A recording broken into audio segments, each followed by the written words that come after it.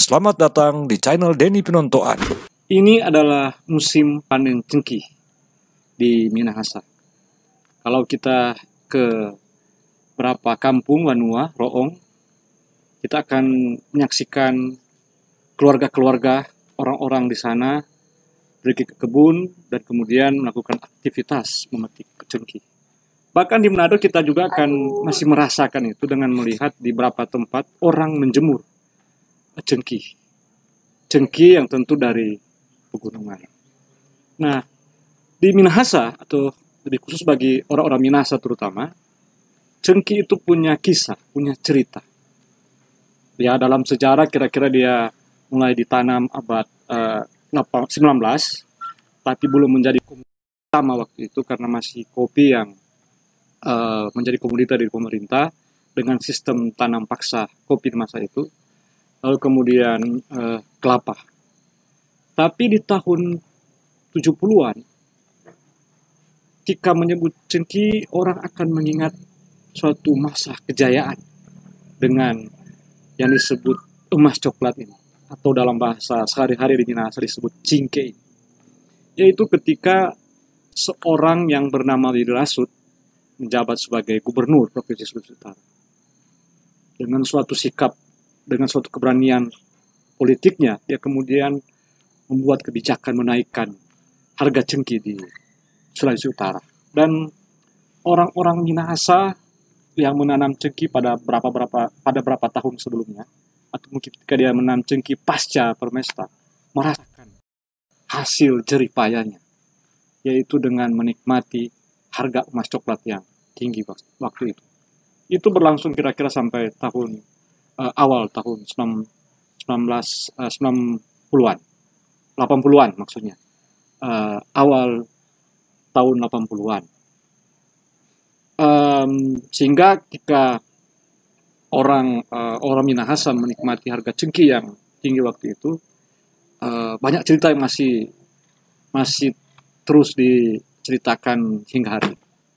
Cerita yang suatu nostalgia, dan di dalamnya ada cerita-cerita lucu. Misalnya, karena harga cengkih yang tinggi, maka orang menjual cengkihnya di Manado, dan kemudian dia memperoleh uang yang banyak.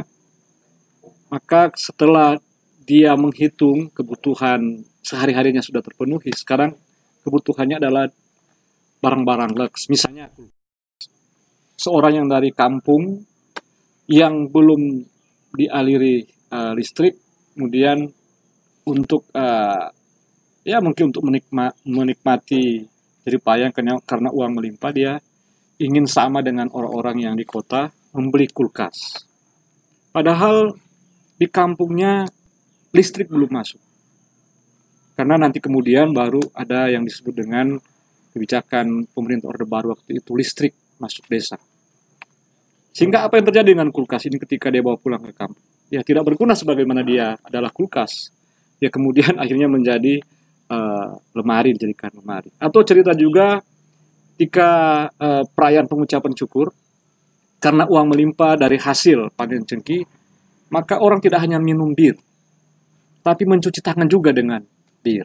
Itu cerita-cerita yang masih terus diwarisi, dan saya sebagai generasi yang lahir tahun 70-an masih kuat mengingat itu. Tapi dekade 90-an, ya katakanlah sampai akhir 90-an itu, orang-orang Minahasa menjerit karena harga cengkih yang anjlok, jatuh. Nah, mengapa? Karena di masa itu pemerintah Orde Baru kemudian mendirikan apa yang disebut dengan Badan Penyangga Pemulihan Cengkih yang dikuasai oleh anaknya Soeharto, Tommy Soeharto. Harga cengkih anjlok, bahkan sampai 2.000-an rupiah. 3.000-an, 2.000-an rupiah. Dan itu sangat membuat orang-orang Minahasa terpukul. Karena sudah terlanjur cengkih itu jadi keandalan.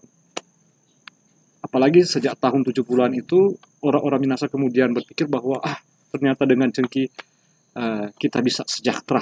Selain tentu kopra atau tanaman-tanaman yang lain. Dan ini orang-orang Minahasa di pegunungan.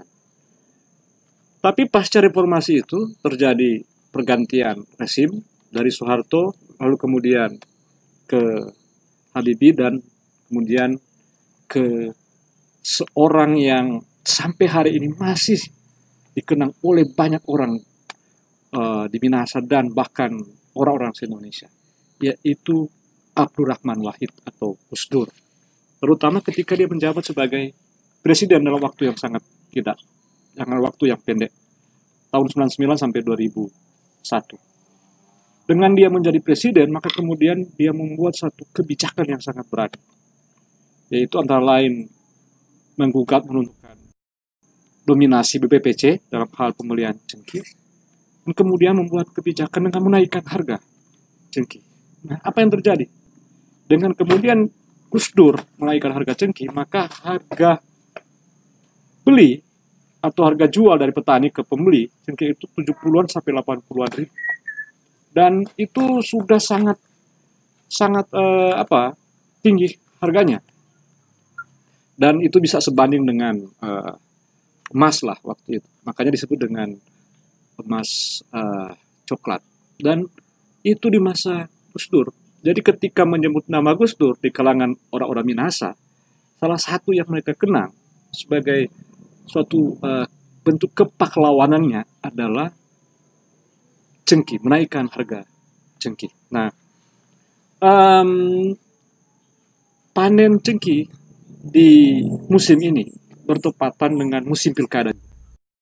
Tanggal 9 Desember tahun ini akan dilaksanakan pilkada serentak di Provinsi Sulawesi Utara.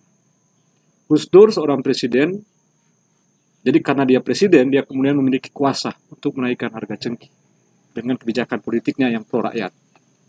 Artinya ada korelasi antara kepemimpinan politik dengan nasib rakyat. Dan begitulah yang terjadi sebenarnya.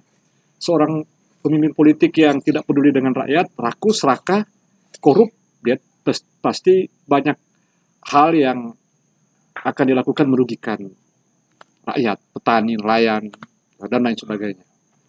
Tapi Gus Dur sebagai seorang pemimpin politik, pemimpin negara, dia kemudian membuat kebijakan yang benar-benar berpihak pada rakyat, yaitu menaikkan harga cengkih. Nah, apa kaitan antara cengkih dengan pilkada? Mestinya berkaitan, bahwa sekarang kita melihat keramaian, kehebohan dari orang-orang Minahasa, mereka petani dan macam-macam mendukung calon-calon. Entah apakah di balik itu ada harapan bahwa terpilihnya si calon yang dia dukung kemudian akan mengubah nasibnya, ya kita tidak tahu. Tapi bahwa tidak hanya secara teoritik, tapi secara praksis, dan sudah ditunjukkan oleh sejarah bahwa kepemimpinan politik mestinya memiliki korelasi dengan nasib baik dari masyarakat. Nah, apakah kemudian pilkada nanti akan memberi dampak positif, memberi dampak kesejahteraan bagi rakyat, ya kita belum tahu. Tapi yang jelas bahwa mestinya ada korelasi antara harga cengkih yang naik dengan politik. Atau mestinya korelasi antara harapan dari rakyat ini dengan calon-calon atau pemimpin politik ini. Di media sosial ramai disebarluaskan foto-foto yang mencitrakan, yang menggambarkan calon-calon ini, ada yang ke kebun, ada yang ke tempat-tempat tertentu yang ingin memberi kesan bahwa dia bagian dari rakyat. Ya, itu tentu sudah diketahui oleh siapapun bahwa itu adalah pencitraan. Tapi sudahlah, politik memang begitu. Yang ditunggu-tunggu sekarang adalah kebijakan politik para pengambil keputusan yang dipilih oleh rakyat, yang harapannya, cita-citanya disampaikan melalui pemilihan, pemilihan presiden kah, pemilihan anggota legislatif, dan nanti akan ada pemilihan, bahwa rakyat berharap dari kepemimpinan politik ini, maka kemudian akan memberi dampak positif bagi kesejahteraan. Kita belum tahu apakah kemudian akan seperti itu, tapi bahwa sekarang orang-orang Minahasa banyak yang sedang memanen cengkih, tapi banyak yang mengeluh karena harga cengkih yang anjlok. Inilah kisah pilu petani cengkih di abad 21 ini. Demikian saya, Denny Pinontoan.